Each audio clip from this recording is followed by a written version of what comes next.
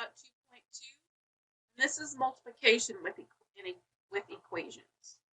Now, once again, I know you can solve most of these in your head, but I'm going to show you the proper way to solve this. When you have a multiplication equation, it's when you have a number and a variable next to each other. Just like we did when we had addition and subtraction, we did the opposite. We do the opposite here of multiplication. Now you look at what your variable is connected to. My variable is connected to a positive 5. So what I'm going to do is I'm going to divide both sides by 5. Now, this is a clunky way to look at it. This is normally how it will look because a fraction and this are the same thing as dividing. So now when you look at 5x divided by 5 equals 20 divided by 5, when you have 5 divided by 5, that equals 1. So these cancel out to be a 1x. And what's 20 divided by 5? 4. So your answer is x equals 4. That's my dog's nose. I apologize.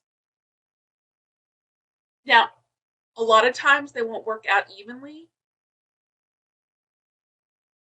Let's look at this one. Now, I would divide both sides by 9.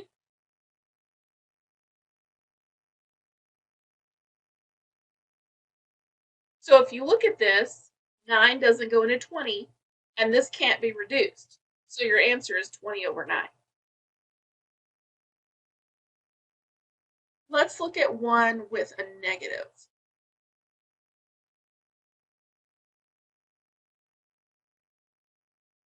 Negative 10x equals 280. So when you are dividing, you divide by what is connected to your variable. My variable is connected to negative 10. So that means I have to divide both sides by a negative 10.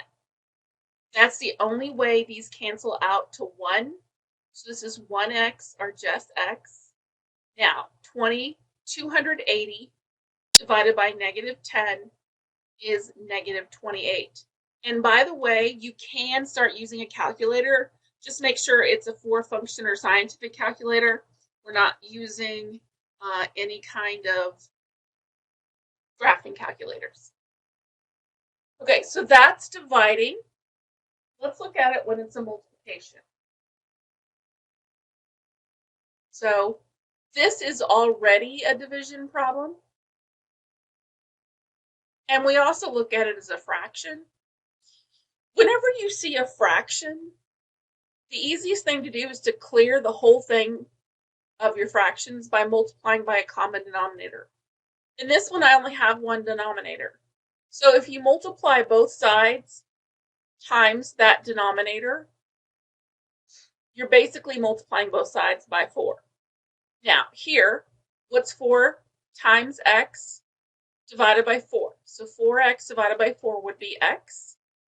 And then what's 4 times 8? 32. Another way you'll see it written is that you multiply both sides times the denominator, which gives you 4 times x is 4x, divided by 4 is x, 8 times 4 is 32. This is what we're going to be doing later on in this unit. All right, let's combine some like terms.